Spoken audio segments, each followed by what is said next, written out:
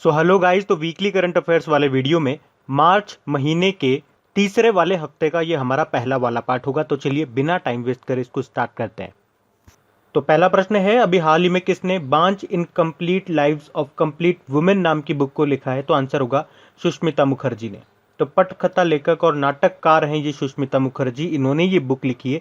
ये इनकी दूसरी बुक है जिसका नाम है बांच incomplete lives of complete women. इनकी पहली बुक का नाम था मी एंड जूही बेबी। तो अभी न्यूज़ में तो ये दूसरी वाली बुक है, इनका नाम याद रखना। बाकी as Panneer Selvan Karunanidhi a life नाम की बुक को लिखा। मोहन कृष्ण बोहरा का नाम याद रखना है आपको। कौन सी बुक? तस्लीमा संघर्ष और साहित्य इनकी बुक है, और इसी के लिए अभी 30वां बिहारी पुरस्कार इन्होंने जीता था। Ram Madhav because India comes first नाम की बुक को लिखा इन्होंने। फिर है, हाल ही में अमेरिका के अटॉर्नी जनरल के रूप में किसे नियुक्त किया गया? तो आंसर होगा मैरिक गारलैंड को। अच्छा, ये तो अमेरिका के अटॉर्नी जनरल है, भारत के अटॉर्नी जनरल का नाम क्या है? तो आंसर होगा के वेणुगोपाल।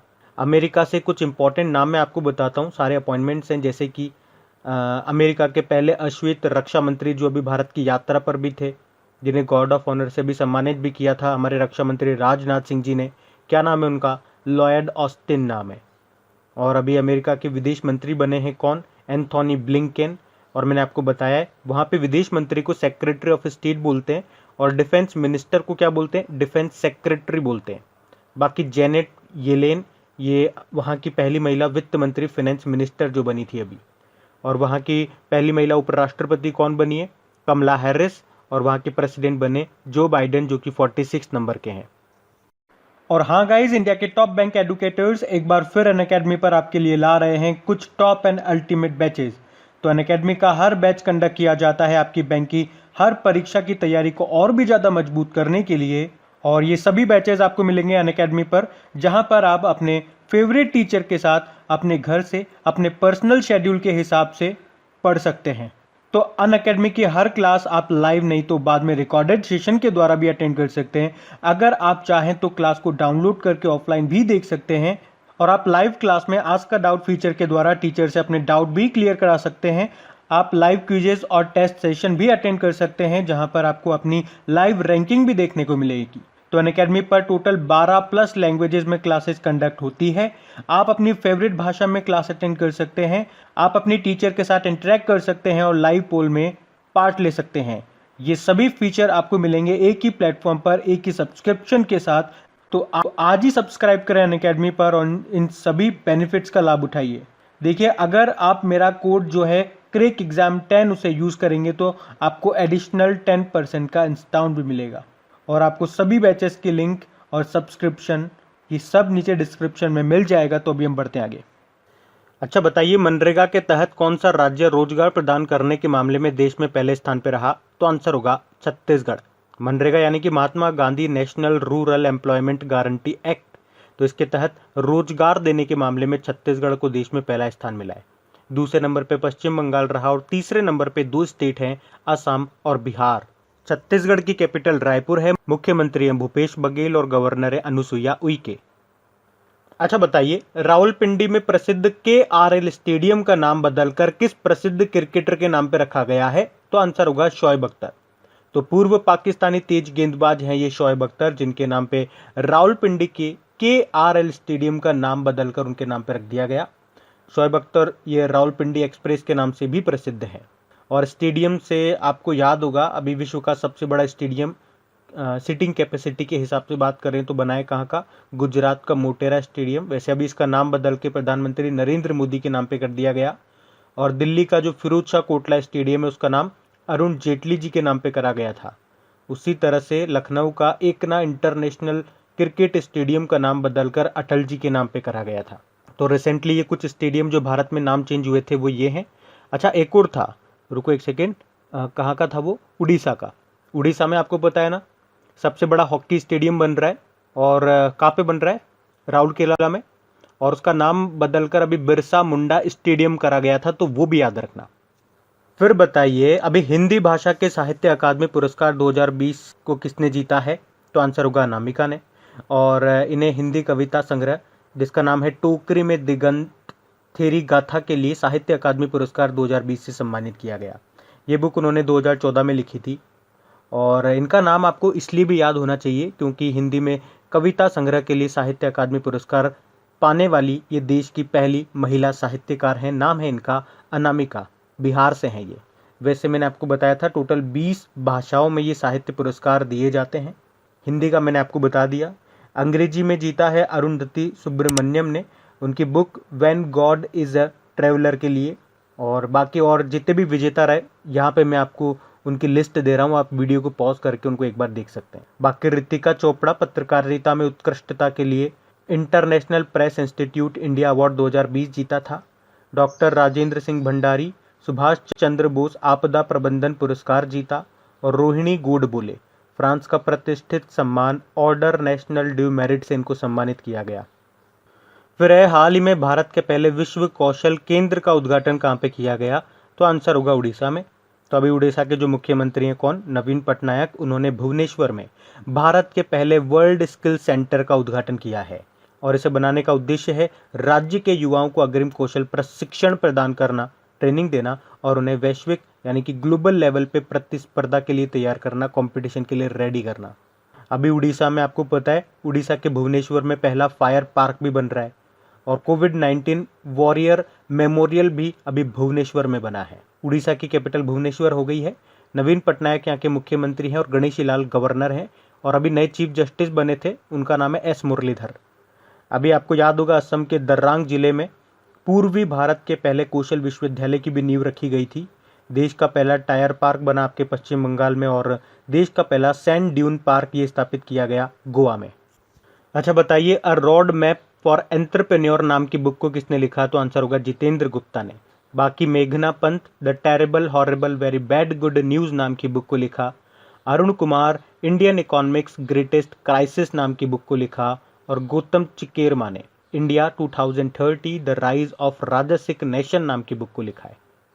अच्छा फिर बताइए, हाल ही में अभी मध्य अमेरिका का पहला देश कौन सा बना है जिसे मलेरिया मुक्त घोषित किया गया, तो आंसर होगा अल सल्वाडोर। अभी वर्ल्ड हेल्थ ऑर्गेनाइजेशन से मलेरिया मुक्त प्रमाण पत्र हासिल करने वाला ये मध्य अमेरिका का तो पहला देश है और संपूर्ण अमेरिका का तीसरा देश बन गया अल सल्वाडोर। मलेरिया ये प्लाज्मोडियम से फैलता है और प्लाज्मोडियम हमारे ब्लड तक कौन लेकर के जाता है, एक वेक्टर जिसे बोलते हैं मच्छर, और इस मच्छर को क्या कहते हैं, मादा एनाफिलीज, मतलब मलेरिया के लिए रेस्पॉन्सिबल है। अच्छा मलेरिया डे कब मनाया जाता है, विश्व मलेरिया दिवस 25 अप्रैल को। अल सल्वाडोर की बात हुई है ना, तो इसकी कैपिटल सैन सल्वाडोर है, करेंसी यूएस डॉलर है, प्रेसिडेंट है नायब बुकेले। फिर बताइए, अभी हाल ही में चौथा सबसे ज़्यादा विदेशी मुद्रा भंडारण वाला देश कौन सा बन गया, तो आंसर होगा भारत। तो विदेशी मुद्रा भंडार यानी कि फॉरेन डायरेक्ट रिजर्व में भारत दुनिया का चौथा सबसे बड़ा देश बन गया। इसमें भारत ने रशिया को पीछे छोड़ दिया। तो अभी इंटरनेशनल मॉनेटरी फंड टेबल के अनुसार चाइना के पास सबसे ज़्यादा विदेशी मुद्रा भंडार है। सेकंड नंबर पे जापान, तीसरे पे स्विट्जरलैंड और चौथे पे आ गया भारत।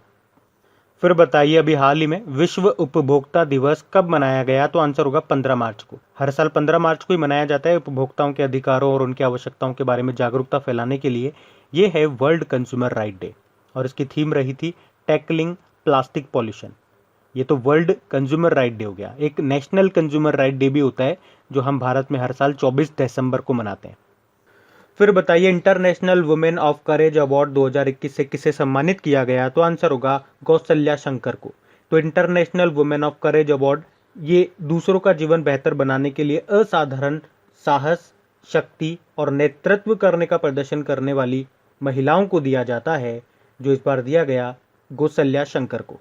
और रंजीत सिंह डिसाले बड़ा इंपॉर्टेंट नाम है, ग्लोबल टीचर पीस प्राइज जीतने वाले पहले भारतीय जो बने थे। अनामिका हमने पढ़ा हिंदी भाषा के साहित्य अकादमी पुरस्कार 2020 जीता इन्होंने। और रोहिणी गोडबोले फ्रांस का प्रतिष्ठित सम्मान ऑर्डर नेशनल ड्यू मेरिट से इनको सम्मानित किया गया। फिर बताइए, Karunanidhi a life in politics नाम की बुक को किसने लिखा, तो आंसर होगा संध्या रविशंकर ने। अब ध्यान से सुनना, अभी हमने पढ़ा था करुणानिधि अ लाइफ, ये बुक आई थी और इसको लिखा था एएस पन्नीरसेल्वन ने। यहाँ हम पढ़ रहे हैं Karunanidhi a life in politics, इस बुक को लिखा है संध्या रविशंकर ने। तो ये अंतर ध्यान रखना। बाकी सुष्मिता मुखर्जी बांच incomplete lives of complete women नाम की बुक को लिखा। Anindya Dutta advantage India the story of Indian tennis नाम की बुक को लिखा है। फिर बताइए, अभी T20 इंटरनेशनल में 3000 रन बनाने वाले पहले बल्लेबाज कौन बन गए? तो आंसर होगा विराट कोहली। विराट कोहली T20 इंटरनेशनल में 3000 रन बनाने वाले ये पहले बल्लेबाज बन गए हैं। अभी 14 मार्च वाले दिन अहमदाबाद में नरेंद्र मोदी जो स्टेडियम है वहां पे इंग्लैंड के खिलाफ दूसरे T20 इंटरनेशनल मैच के दौरान इन्होंने ये उपलब्धि हासिल की है। विराट कोहली से और क्या क्या पॉइंट याद आते हैं आपको? अभी करंट अफेयर से कुछ रिलेट करोगे तो एक तो ये अभी पहले क्रिकेटर बन गए इंस्टाग्राम पे 100 मिलियन फॉलोवर बनाने वाले।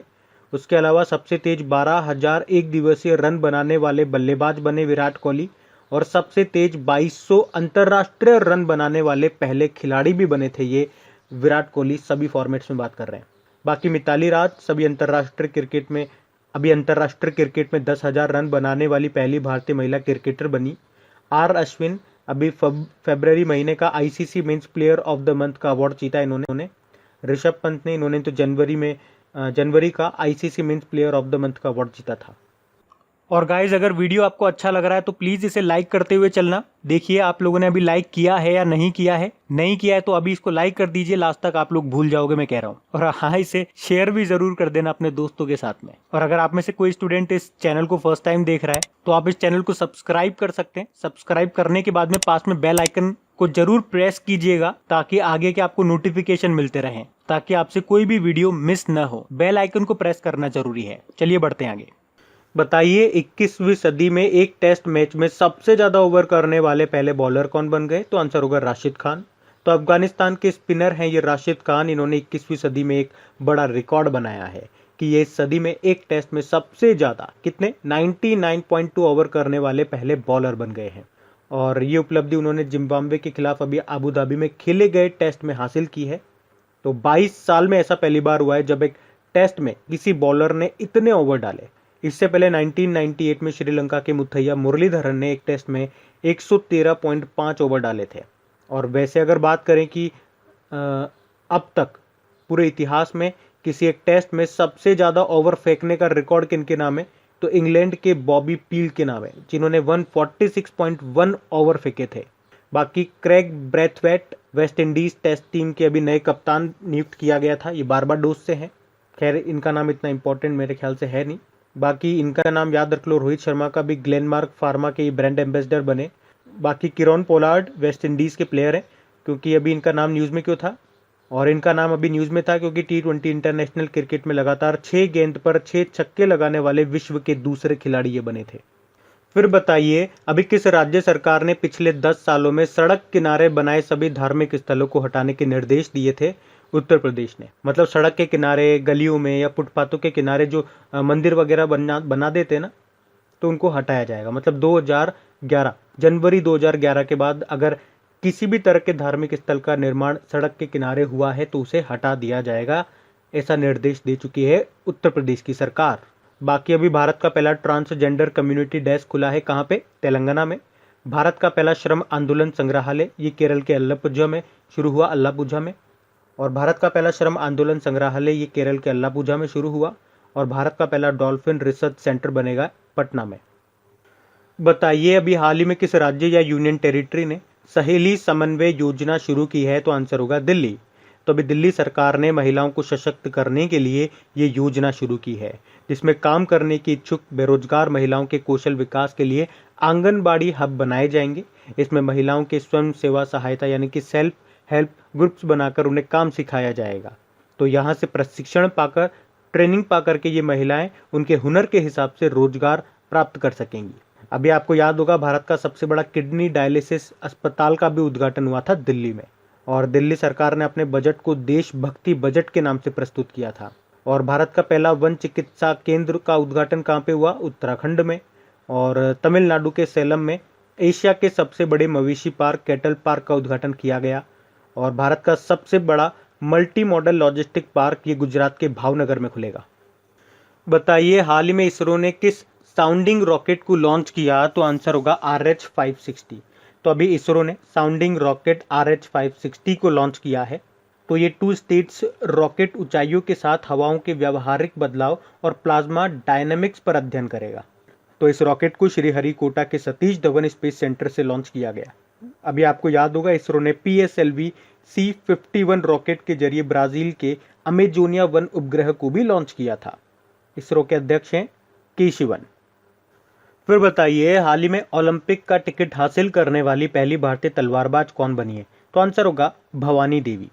तो तमिलनाडु की हैं ये भवानी देवी, जो इस साल होने वाले टोक्यो ओलंपिक के लिए क्वालिफाई करने वाली पहली भारतीय तलवारबाज बन गई है। ये जो भवानी देवी है, इन्होंने 2017 में आइसलैंड में पहली बार कोई इंटरनेशनल टूर्नामेंट जीता था और साथ ही इंटरनेशनल टूर्नामेंट में तलवारबाजी, जिसे इंग्लिश में फेंसिंग बोलते हैं, उसमें मेडल जीतने वाली ये पहली खिलाड़ी भी थी। वैसे अभी इंटरनेशनल ओलंपिक कमेटी से आपको याद आया होगा, थॉमस बक इसके दोबारा से 4 सालों के लिए इनको प्रेसिडेंट चुना गया, तो इनका नाम याद रखना भवानी देवी। चलो कुछ और देवियों के दर्शन कराता हूँ आपको। पूजा देवी अभी जम्मू कश्मीर की पहली महिला बस ड्राइवर बनी थी। रेणु देवी बिहार की पहली महिला डेप्यूटी सीएम बनी।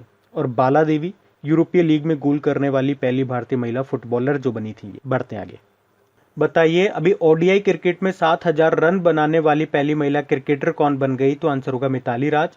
तो अभी भारतीय महिला बल्लेबाज हैं ये मिताली राज, और ओडीआई में 7000 रन पूरे करने वाली ये पहली महिला क्रिकेटर बन गई हैं। इसके अलावा मिताली राज वनडे क्रिकेट में 6000 रन पूरे करने वाली भी पहली महिला क्रिकेटर हैं। अभी हमने पढ़ा भी था कि मिताली राज अंतर्राष्ट्रीय क्रिकेट में 10,000 रन पूरे करने वाली विश्व की दूसरी और भारत की पहली महिला बल्लेबाज भी बनी थी। मिताली राज को 2003 में अर्जुन अवार्ड से सम्मानित किया गया। 2015 में अभी पद्मश्री मिला इनको, और 2019 में इंटरनेशनल क्रिकेट में 20 साल पूरे करने वाली पहली महिला क्रिकेटर बनी थी ये। और 2019 में ही ये जो मिताली राज हैं 200 महिला वनडे मैच खेलने वाली पहली महिला क्रिकेटर भी बनी थी। बताइए हाल ही में किस राज्य सरकार ने काला नमक चावल महोत्सव का उद्घाटन किया? तो आंसर होगा उत्तर प्रदेश। तो अभी उत्तर प्रदेश के जो मुख्यमंत्री हैं योगी आदित्यनाथ, उन्होंने वर्चुअल माध्यम से सिद्धार्थ नगर जिले में अभी 3 दिवसीय कपिलवस्तु काला नमक चावल महोत्सव का उद्घाटन किया। तो ये महोत्सव एक जिला एक उत्पाद यानी कि 1 डिस्ट्रिक्ट 1 प्रोडक्ट के तहत आयोजित किया गया था। अच्छा, अभी आपको इसी तरह से याद होगा उत्तर प्रदेश के झांसी में पहली बार स्ट्रॉबेरी फेस्टिवल भी मनाया गया था। और अभी उत्तर प्रदेश के लखनऊ में ही गुड़ महोत्सव, जिसे जेगिरी महोत्सव भी कहते हैं, वो भी मनाया गया था। और अभी उत्तर प्रदेश के ये सिद्धार्थ नगर में काला नमक राइस फेस्टिवल मनाया गया। और अभी फरवरी के महीने में आप लोगों ने पढ़ा होगा कि उत्तर प्रदेश से कृषि के निर्यात को बढ़ावा देने के लिए अभी उत्तर प्रदेश से 20 टन बुद्ध चावल, जिसे काला नमक चावल भी कहते हैं, वो भेजेगा उत्तर प्रदेश। कहाँ पे? सिंगापुर को। अभी याद रखना, चाइना जो है वो चावल का सबसे बड़ा उत्पादक देश है। सेकंड नंबर पे आता है भारत। और अभी पाकिस्तान के बासमती चावल को जीआई टैग भी मिला था। और जीआई टैग से आपको याद होगा मणिपुर के अभी काले चावल को जीआई टैग मिला था, अभी पिछले साल की बात है। और इससे एक आध साल पहले की बात है, असम के बोका चावल को जीआई टैग मिला था, जिसे ओरिजा सातिवा भी कहते हैं। बढ़ते आगे। अच्छा, फिर बताइए अभी सबसे ज़्यादा ग्रैमी अवार्ड जीतने वाली महिला सिंगर कौन बनी है? तो आंसर होगा बियॉन्से। अभी आपको याद होगा लॉस एंजलिस के कन्वेंशन सेंटर में जो 63वां ग्रैमी अवार्ड आयोजित हुआ था, उसमें बियॉन्से ने इतिहास रच दिया। तो पॉप सिंगर हैं ये बियॉन्से, इन्होंने 28वीं बार ये अवार्ड अपने नाम किया और ऐसा करने वाली ये पहली महिला सिंगर बन गई हैं। इसके अलावा इस बार एल्बम ऑफ द ईयर का अवार्ड मिला टेलर स्विफ्ट को। ये जो ग्रैमी अवार्ड है, इसको संगीत जगत में विश्व का सबसे प्रतिष्ठित सम्मान माना जाता है। पहली बार इसे 1959 में दिया गया था। और ये ग्रैमी अवार्ड को ग्रामोफोन अवार्ड के नाम से भी जाना जाता है। अच्छा, क्या आप मुझे बता सकते हो पहले भारतीय कौन है जिन्हें ग्रैमी अवार्ड मिला था? रविशंकर। फिर अगला प्रश्न है, अभी विजय हजारे ट्रॉफी 2021 को किस टीम ने जीता? तो आंसर होगा मुंबई ने। अच्छा, अगर आपसे पूछा जाए विजय हजारे ट्रॉफी, इसका संबंध किस खेल से है? तो क्रिकेट से है। तो अभी विजय हजारे ट्रॉफी का जो ये 2021 का संस्करण है, इसको मुंबई ने जीत लिया है उत्तर प्रदेश की टीम को हरा करके। और याद रखना, तमिलनाडु की जो टीम है उसने सबसे ज़्यादा यानी कि 5 बार ये विजय हजारे ट्रॉफी को जीता है। और अभी पृथ्वी शॉ इस विजय हजारे ट्रॉफी के एक ही संस्करण में 800 रन बनाने वाले पहले खिलाड़ी भी बन गए हैं। बताइए राष्ट्रीय टीकाकरण दिवस कब मनाया गया? तो आंसर होगा 16 मार्च को। तो पूरे राष्ट्र को टीकाकरण का महत्व समझाने के लिए भारत में हर साल 16 मार्च को ये नेशनल वैक्सीनेशन डे के रूप में मनाया जाता है। इसे ही राष्ट्रीय प्रतिरक्षण दिवस यानी कि नेशनल इम्यूनाइजेशन डे के रूप में भी जाना जाता है। बताइए 2021 के एशियन बॉक्सिंग चैंपियनशिप की मेजबानी कौन सा देश करेगा? तो आंसर होगा भारत। तो अभी इंटरनेशनल बॉक्सिंग एसोसिएशन ने ये घोषणा की है कि 2021 के एशियन बॉक्सिंग चैंपियनशिप के आयोजन करेगा भारत। और भारत में कहाँ पे? नई दिल्ली में 21 से 31 मई तक होने हैं। इसका आखिरी संस्करण हुआ था 2019 में, थाईलैंड में हुआ था, जिसमें भारत ने 13 मेडल जीते थे। अच्छा, इंटरनेशनल बॉक्सिंग एसोसिएशन का हेडक्वार्टर कहाँ पर है? ये आपको मिलेगा लाउजेन, स्विट्जरलैंड में, और इसके प्रेसिडेंट उमर क्रेमलेव है। बताइए, हाल ही में जारी सिप्री की रिपोर्ट के अनुसार दुनिया का सबसे बड़ा हथियार आयातक देश कौन सा है? तो आंसर होगा सऊदी अरब। जबकि भारत में हथियारों के आयात में, यानी कि आयात मतलब इंपोर्ट में, जो विदेशों से मंगाए जा रहे हैं, उसमें 33% की कमी आई है। तो पहले नंबर पे सऊदी अरब है, दूसरे नंबर पे भारत है, तीसरे नंबर पे इजिप्ट है। और भारत में सबसे ज़्यादा हथियार किस देश से खरीदे जाते हैं? रशिया से। बताइए, कौन सा देश भारत का दूसरा सबसे बड़ा तेल आपूर्तिकर्ता बन गया? तो आंसर होगा अमेरिका। तो इराक के बाद अमेरिका भारत का दूसरा सबसे बड़ा तेल आपूर्तिकर्ता देश बन गया है। अमेरिका ने सऊदी अरब को पीछे छोड़ दिया। और याद रखना, भारत जो है ये दुनिया में तीसरा सबसे बड़ा तेल आयातक और उपभोक्ता है, यानी कि इंपोर्टर और कंज्यूमर है। तो सबसे ज़्यादा तेल कहाँ से आता है भारत में? इराक से। फिर अब यूएसए आगे दूसरे नंबर पे, तीसरे नंबर पे नाइजीरिया और चौथे नंबर पे सऊदी अरब। बताइए, प्रधानमंत्री नरेंद्र मोदी के प्रधान सलाहकार ने अभी इस्तीफा दे दिया, नाम क्या है उनका? पीके सिन्हा। बाकी Matam Venkat Rao Central Bank of India के एमडी सीईओ बने, जीपी सामंत भारत के मुख्य सांख्यिकीविद बने, और तीरथ सिंह रावत उत्तराखंड के मुख्यमंत्री बने। बताइए, हाल ही में एशिया पर्यावरण परिवर्तन पुरस्कार प्राप्त करने वाला पहला भारतीय कौन है? तो आंसर होगा सस्मिता लेनका। सस्मिता लेनका ये एशिया पर्यावरण परिवर्तन पुरस्कार प्राप्त करने वाली पहली भारतीय बन गई है। जबकि इनोवेशन कैटेगरी में भारतीय वन्यजीव अपराध नियंत्रण ब्यूरो ने ये पुरस्कार जीता है। Vikas Singh supreme court bar association के नए अध्यक्ष बने, Sanjay Kapoor all India chess federation के नए प्रेसिडेंट बने, और ज्ञानेंद्रो निगुंगबा जो कि मणिपुर से हैं, हॉकी इंडिया के नए प्रेसिडेंट बने। बताइए, अभी कौन सर्वोच्च न्यायालय द्वारा वरिष्ठ अधिवक्ता के रूप में नामित होने वाली दूसरी महिला है? तो आंसर होगा इंदु मल्होत्रा। तो इंदु मल्होत्रा ये सर्वोच्च न्यायालय द्वारा वरिष्ठ अधिवक्ता के रूप में नामित होने वाली दूसरी महिला है। तो वे देश की पहली ऐसी महिला वकील हैं जो सीधे सुप्रीम कोर्ट के न्यायाधीश नियुक्त की गई हैं। वे सबरीमाला फैसले के अपने असहमतिपूर्ण राय के लिए जानी जाती हैं। उन्होंने 2014 में एक बुक लिखी थी जिसका नाम है the law and practice of attribution and conciliation, और अभी उन्होंने 11 मार्च 2021 को अपना कार्यकाल पूरा कर लिया, तो इस कारण से इनका नाम न्यूज़ में था। बाकी नीतल नारंग इंडियन सॉफ्टबॉल फेडरेशन की पहली महिला अध्यक्ष बनी, उदय शंकर तो फिक्की के नए अध्यक्ष बने, और एसएन सुब्रमण्यम ये भारत के राष्ट्रीय सुरक्षा परिषद के नए अध्यक्ष बने। बताइए, हाल ही में जारी विश्व वायु गुणवत्ता 2020 की रिपोर्ट के अनुसार विश्व में सबसे प्रदूषित राजधानी कौन सी बनी है? तो आंसर होगा दिल्ली। तो वर्ल्ड एयर क्वालिटी रिपोर्ट 2020 के अनुसार दिल्ली जो है ये दुनिया की सबसे प्रदूषित राजधानी शहर है। वैसे तो 2020 में दिल्ली की वायु गुणवत्ता में एयर क्वालिटी में सुधार हुआ था, फिर भी ये दुनिया का 10वां सबसे प्रदूषित शहर है, और राजधानी के मामले में सबसे प्रदूषित राजधानी हमने इसको कहा। जबकि ढाका जो है ये दुनिया की दूसरी सबसे प्रदूषित राजधानी है। देखो, सबसे प्रदूषित शहरों की रैंकिंग में बात करेंगे तो भारत के 22 शहर टॉप 30 में आते हैं। सेकंड नंबर पे गाजियाबाद आता है और थर्ड नंबर पे बुलंदशहर आता है। जबकि चीनी शहर है होटन, ये दुनिया का सबसे प्रदूषित शहर है। फिर से सुनो, शहरों में बात कर रहे हैं अपन, तो होटन शहर चाइना पहले स्थान पे, सेकंड नंबर पे गाजियाबाद, थर्ड नंबर पे बुलंदशहर।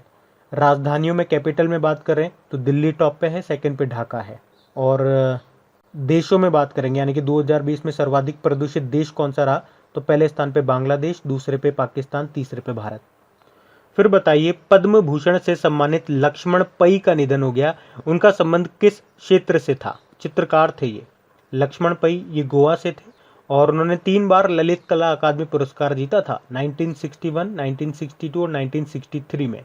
और भारत के सबसे मशहूर पेंटर का नाम तो आपको याद ही होगा, MF हुसैन है। अच्छा, मैंने एक प्रश्न बताया था आपको डेली करंट अफेयर्स वाले में, क्योंकि कई प्रश्न देखा था मैंने एग्जाम में कि मोनालिसा की पेंटिंग ये किसने बनाई? लियोनार्डो दा विंची ने, इटली से थे ये। अच्छा, एक और निधन का प्रश्न सुन लो। सुप्रसिद्ध कथकली नृत्यिका थी ये चेमनचेरी नायर, केरल से थी। इनका भी अभी निधन हो गया 105 साल की उम्र में। 2017 में पद्मश्री मिल चुका था इनको। क्या नाम था? चेमनचेरी नायर। फिर बताइए कि बीसीसीआई ने IPL 2021 के लिए किसे आधिकारिक साझेदार यानी कि ऑफिशियल पार्टनर चुना है? तो आंसर होगा अपस्टॉक्स को। तो ऑनलाइन ब्रोकरेज फर्म है ये अपस्टॉक्स, जिसको बीसीसीआई ने आईपीएल 2021 का आधिकारिक साझेदार ऑफिशियल पार्टनर चुना है। एमपीएल जो है मोबाइल प्रीमियर लीग, ये टीम इंडिया का ऑफिशियल किट स्पॉन्सर बना था। ड्रीम 11 आईपीएल 2020 की टाइटल स्पॉन्सरशिप मिली थी इसको, ड्रीम 11 को। बाइजूस ये टीम इंडिया का स्पॉन्सर है, 2019 से लेकर 2022 तक रहेगा। फिर है टाइम पत्रिका के फ्रंट कवर पर आने वाले पहले ट्रांसजेंडर कौन बन गए, तो आंसर होगा इलियट पेज। तो ऑस्कर नामांकित अभिनेता इलियट पेज ये अभी टाइम के फ्रंट कवर पर स्थान प्राप्त करने वाले पहले ट्रांसजेंडर व्यक्ति बन गए।